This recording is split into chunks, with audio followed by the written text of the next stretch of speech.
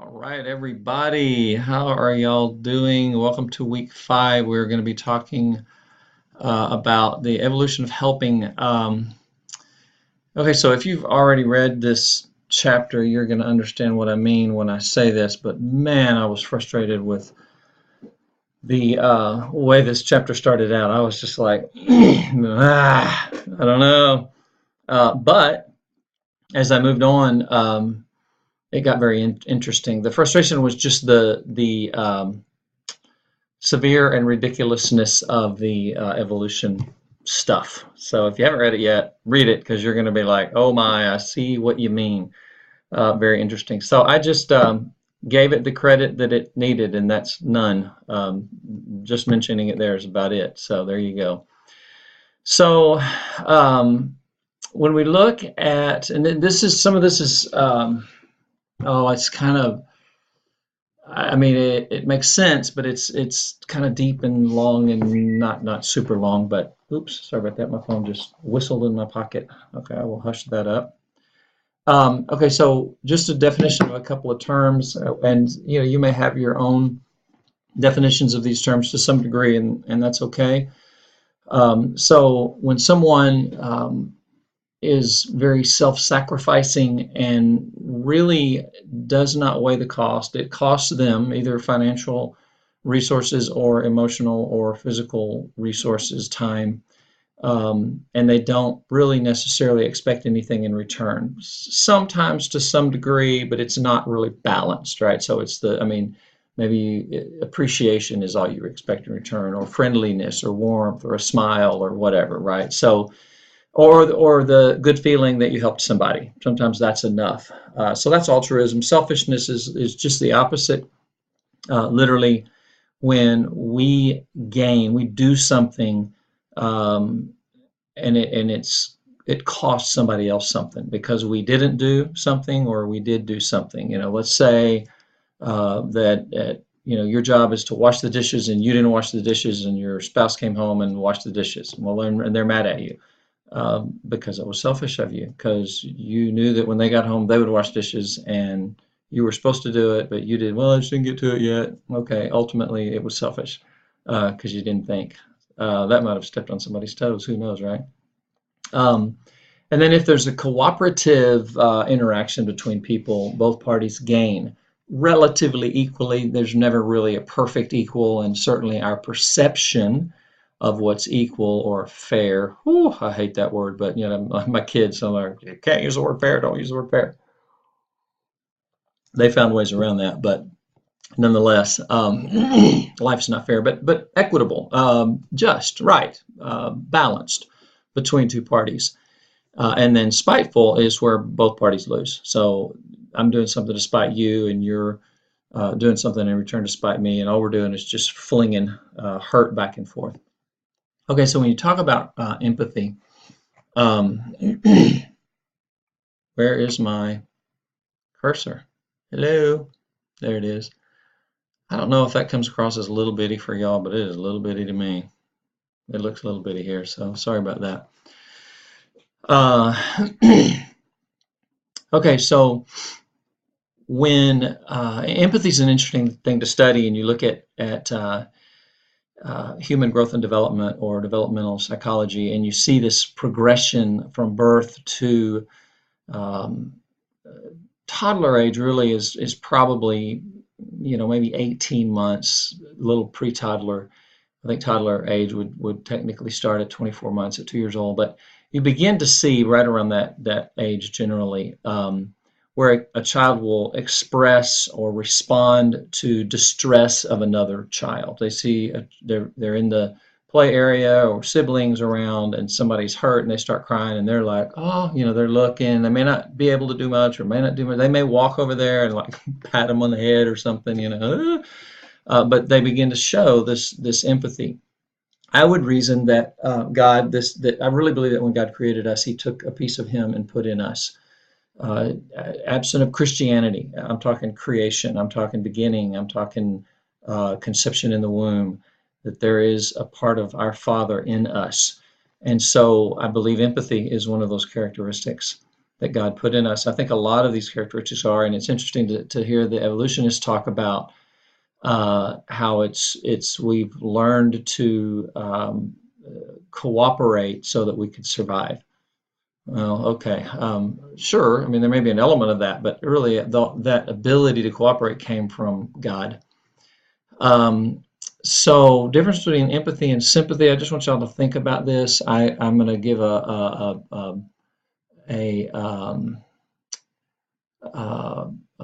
an example that's more like um,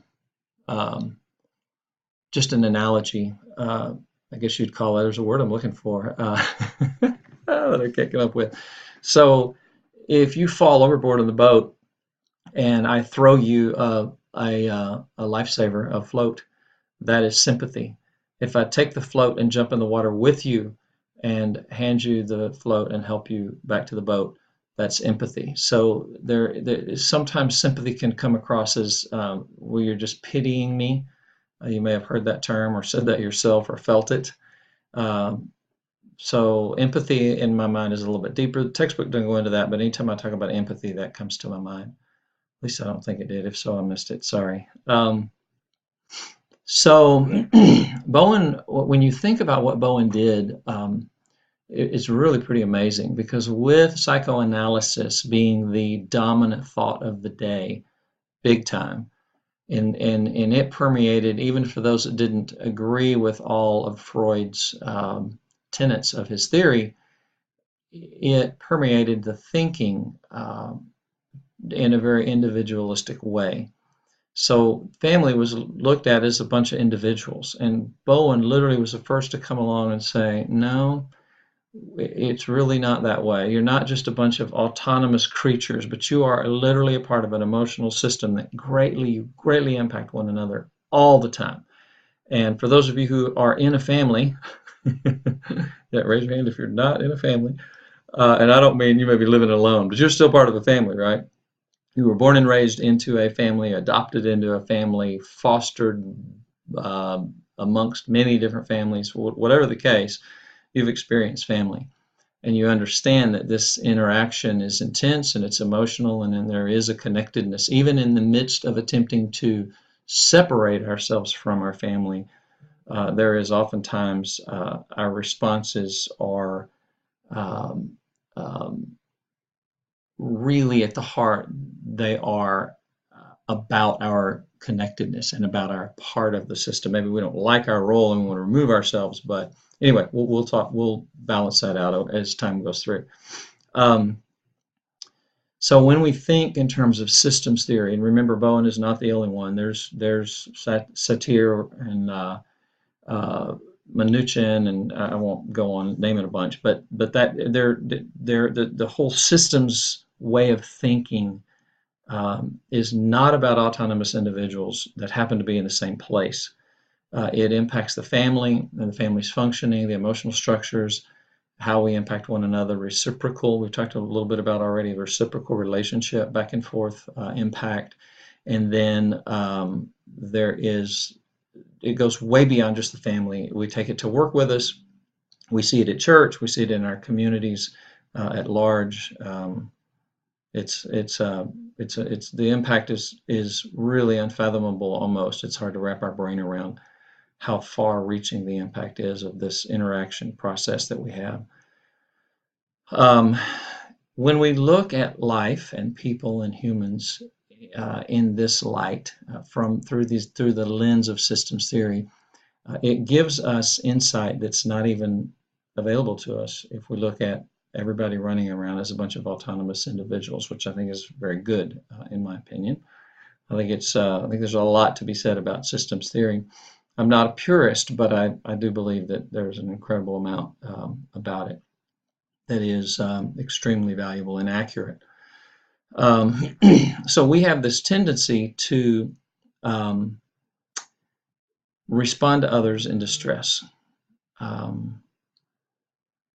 Now, you can think of examples where people don't respond to someone in distress. There may be a family member who is always crying wolf and screaming, drama queen and this and that and And the family just rolls their eyes and walks away. Well, that is a response, and oftentimes there's still anxiety that happens inside that person that ignores the person that's crying out. Um, but nonetheless, there is a response when someone is in distress. Now, in general, just pure, someone's in distress, we tend to have an emotional response, some level of anxiety, depending on how severe it is. Uh, we may have a panic attack, or we may, just hyperventilate from excitement, intensity, and fear and anxiety. So obviously, there's going to be all this whole continuum, wide range of responses and level of intensity of responses. So even when someone ignores somebody, don't use that as an example of someone not responding, because there's still an internal response. There's still emotion going on in there most of the time. Um, so here's an interesting thought, and this turns empathy into potentially something selfish. One of the reasons that what becomes a part of empathy is fear of how the closer the person is to us, the more their pain impacts us, right? So fear of how much what this is going to do for us, how much is going to cost me in terms of emotional energy. I'll give you an example. Now, don't throw me under the bus, and because it's not like I was saying, oh, forget this, I'm not doing anything about it. But there was a deep breath and a sigh of, oh my, this is going to take an incredible amount of energy, and I am exhausted. So my wife and I had just come back from a trip. This was a year ago, almost exactly. And my dad stays with us. He's 90 years old. He lives with us. And we got back from the trip at like 10 o'clock at night, and he's coughing and gagging and stumbling around and telling me he's hurting and he's miserable feeling, and he that's kind of a somewhat normal thing, right, with dad from time to time. He's not just all the time, but I'm like, okay, so he's got indigestion and he ate something, didn't set with him, medicines did, whatever, that's fine.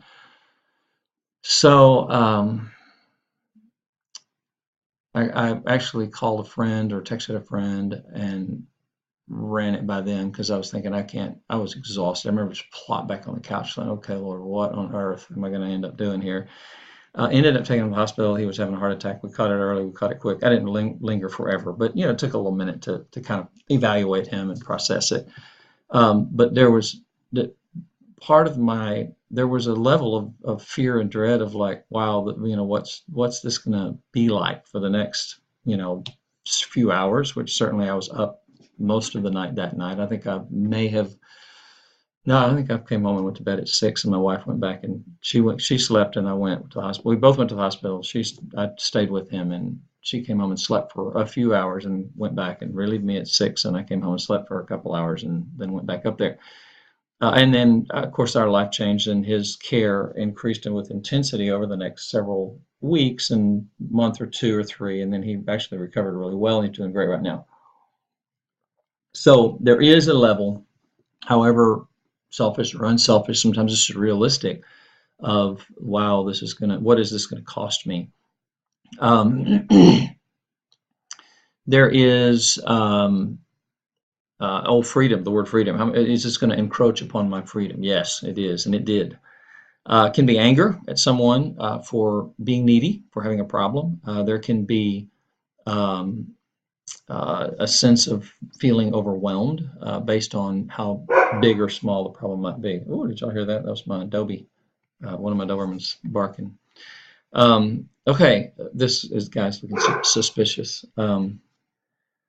I might have to pause this and go see what's up. Hold on just a second. Okay, that was my wife coming home. Okay, so um, there is, when we talk about, this is kind of moving away from just simply this slide. I'm not talking about empathy, purely empathy. I'm talking about in relationships in general. I want you to think of examples. I know you guys have already done your first, I hope you have your first paper, and you're going to learn more over the next few weeks that you're going to want to integrate into your second paper, and that's okay. That's actually good. So lots of self-reflection is what I am calling for and hoping for and asking for. So, so, um, so we talk about reciprocal altruism. We talk about, I'll do something for you, you do something for me. We have this in friendships. We have this at work. We have this in any and every relationship virtually. And there is this giving and receiving. Um, and it can be a smile. I mean, literally, it can be a very small thing. So there is this. There are thoughts oftentimes about fairness. Let me give you an example. So I have two guys who are 37-year best friends. We have been best friends since freshmen in high school, and we literally still talk all the time and are very connected, which is just amazing and a huge blessing from the Lord. And wow, if you're young and you have an opportunity to have a friend like that, fight to hold on to those close relationships because it's important and an incredible amount of support over the years. So there is both parties can think about this the balance, right? So you can selfishly be needy, emotionally needy, uh, call your friend up and oh, I need to unload and can you listen? Let me get this off my chest and you verbally barf on them all of your things that you're worried about, and you don't stop and ask them, so how are you doing and how's your day and what are you up to today and what's happening with you, and you hang up. Well, hopefully you don't do that ever at all. It's not a good relationship thing. I literally, and I remember we're talking 37 years, right? So I think back over the years of times that I have been emotionally needy, like going through some kind of a crisis. And who do I call? I call my two closest friends, and I lean on them heavily. And so I literally will think to myself, okay, the last three times we've talked, it's been all about, poor me and my problem and my issue. I'm going to purpose in my heart to ask them about what's going on with them, something about their family, work, life, whatever, right? So there is this, should be, and it's a normal part of relationships, this balance of I'm there for you, you're there for me, and there's a relatively equal balance over the years. Gratitude is a very normal part of most relationships. Just a simple thank you is incredibly powerful. I've noticed that. I've been thinking about that about my dad lately. Here he is, 90 years old. He has Alzheimer's. And I bring him a cup of coffee and he smiles and says, thank you. And I'm like, oh, that's so sweet. I mean, it's cool. It's a small thing, but gratitude's something there. Sympathy, I should have put sympathy/empathy, but I was pulling right out of the textbook and it said sympathy, so I did, but I would add empathy to that.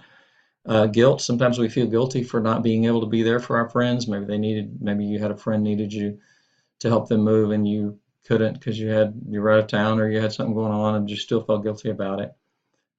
Trust. And I like that trust and suspicion are right next to one another, right? So there's times where you're like, okay, is this person being for real? Can I really trust them? Now you've been friends long enough and been through enough together that becomes not an issue, or can. So those are kind of elements, if you will, of relationships. Um, so next we want to focus on this aspect, which is very central to Bowen's thinking, and that is of anxiety in relationships. So when there's a need, there's some level of anxiety produced. The closer the relationship is, the one doing the helping, the one that's the role of the helper, this could be, we talk about the helping professions, ministers, pastors, counselors, social workers. Um, those are helpers, those are helping profession people, and it can produce anxiety. People coming to them with needs can produce anxiety. We're going to address that a little bit more as well. Um, so when emotion increases, thinking decreases, right? Second bullet point there. Everybody's familiar with this concept of, well, I just acted on emotion and I didn't really think, or I wasn't really thinking exactly. And so that's a thing. The more anxious we are, the less likely we are to think things through and do things logically. And he calls this reactivity. And if this reactivity oftentimes makes the problem worse, or it might, it not say oftentimes, oftentimes it does. Yeah, it doesn't always, but it oftentimes does. And he would say these are very predictable relationship patterns. In fact, he lays out a few. I don't think I have all of them here. Maybe I do. Um, but he lays out a few predictable relationships. Now I want you to think about predictability, right? So you look at your siblings, go back in your family, or if you're an only child, you look at mom and dad, and one of them says something to the other, and you're like, uh-oh, I know where this is going, right? There's fixing to be a fight, right? Y'all know exactly what I'm talking about. It's predictable, right? So this person has this gripe or this problem, or they come in with a need. The other person is struggling with how to respond to that need, and anxiety and tension increases. So here's the continuum, right? You have um, reactions to anxiety are oftentimes either distancing or over involvement. So the person pulls back, sometimes distances until there's a blow up, and then they come back together. There's all kinds of patterns that go on, and you've seen these kinds of things. Or they're overly, and they're trying to rescue and do for them and do things for them that they shouldn't be doing for them, that kind of stuff. Um, So one pattern, and this is my words, is I think the textbook might have used the word helpless, but there's the helpless person and a dominant person that does the helping, and so you create this dynamic of one person becoming more and more helpless over the years, and the other person helping more and more, oftentimes resenting it, right? Maybe they both resent it, but and this is one of those things where we talk about homeostasis. And homeostasis, we think, oh, that's a good thing, balance. Yeah, no, not. This is a unhealthy balance that quote works, right? It works short term, but long term, it really doesn't work relationally. Um, Another pattern is distancing, and the person will either avoid the topic or the person themselves or the circumstance related to the anxiety. Um, so he talks about projecting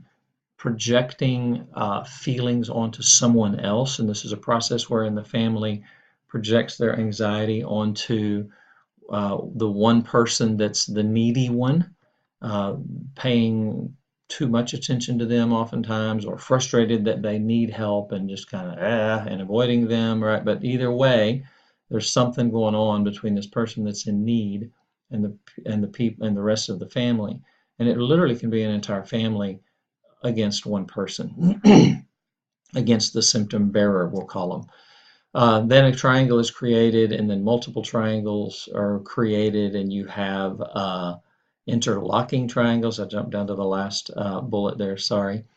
And it becomes more and more complex.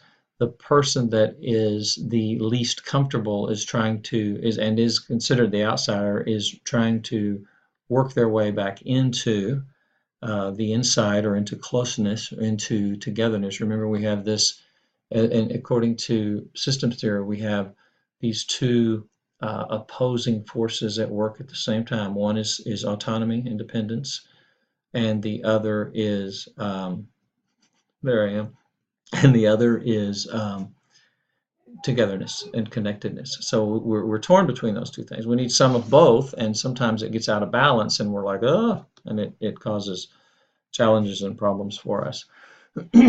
um, so the purpose of this triangulation and the interlocking triangulation is not to destroy the person that's in need, but is that oftentimes ends up being a byproduct of it. Either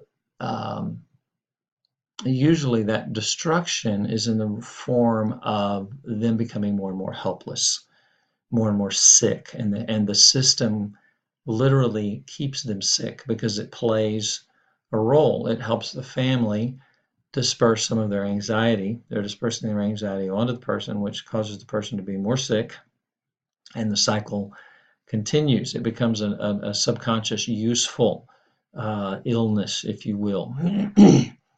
um, and they that ill person, the sick one, the weak one becomes a focal point. It's a point of coming together, and there's that togetherness, right? So there's this tension between the together and the separate, or autonomy and togetherness. But this sick person becomes a topic of conversation for treatment and treatment options and what should we do, blah blah blah, and spending time, working on them, doing stuff with them, whatever that might be. So they keep this process alive and going. So now we move to the larger picture, and as we talk about society and the church, I'm going to talk about us as helpers, and that's going to be the next two, more of the next slide. Well, actually, both of these slides probably. So I had never thought of this, to be honest with you, but Bowen was saying that this can happen in an entire society. So a society can look at a group of people and begin to decide that they need extra help, give them a bunch of help, and it creates dependence instead of independence, and ends up causing them to stay in that cycle of poverty or needing help in whatever way they need help. And I think I see that at times in society, and you'll have to work on that. You'll have to work that out on your own. I don't know. You agree or disagree or whatever, but that's just an interesting thing. I don't want to spend a whole lot of time on that because that's not really the focus of our class, but it's in the textbook, and I thought it was interesting, so I mentioned it. So I feel like the church is a breeding ground for this overuse of empathy. It's the Christian kindness, and we have to show empathy, and we have to be kind, and we have to help everybody. And sometimes we do that, and we end up coddling people. We end up running interference in natural consequences in their life that God is trying to use to build character and to grow that person. So sometimes we end up doing damage by helping them too much. Let's say you're sitting down one-on-one with person. We are taught as with a person. We're taught in counseling, and this is this principle. When they start crying, we do not touch them. And I rarely even offer them a Kleenex. They can get their own dang Kleenex. Doesn't it sound cold? It really isn't. If I coddle them, if I hold them, oftentimes crying will stop, which is, wow, that's tragic. Like, oh, we were on a hot spot emotionally. There's something they need to cry out. There's something they need to work out. When they finish crying, they can talk about it and process it. If we interfere with that process, we are actually doing them damage. Now, here's the problem. The problem is it becomes selfish but it's painful or difficult for me to sit there and look at someone cry. Why? Because it's awkward, because it's uncomfortable. We'll choose to make it not, learn to make it not. When someone starts crying in my office, I am like, yes, yes, this is good. This is exciting. This is awesome. Because it means the Holy Spirit's doing a deep work oftentimes. There's something going on. They're working on something. If it's gaminess, if they're crying to gain attention and you coddle them, then you're just playing right into, you just got sucked in, and sucker, you got sucked into their junk, and it's not healthy at all, obviously. Sometimes instead, people need to be challenged to take responsibility for themselves. They need to be encouraged to walk through, work through whatever it is, whatever the suffering is. Pastors and counselors have been guilty of this over the years and still are. I'm not picking on anybody. I'm a counselor too, and have been guilty of this in the past. Remember the intellectual system. We've studied this. We've talked about the intellectual system and the emotional system, and you need to be able to recognize the difference and separate them. If you're going to effectively help people, you've got to separate them. You've got to be able to sit there and be the calm one. Calmness can be contagious. Calmness helps you to be able to think. When it gets really heated, what I'm doing is I'm really calm and I'm praying. and I'm listening to the Holy Spirit. I'm asking the Lord to lead me and guide me. If I'm all freaked out, I'm not going to be able to hear the Lord. I'm not going to be able to tap into that part of Him coming in and helping. Okay, so there's also a tendency to avoid or retreat, pull back, put up a wall, stay in contact with them. You're connected, but you've got yourself in control and you've got your personal boundaries intact. It's a good way to put it.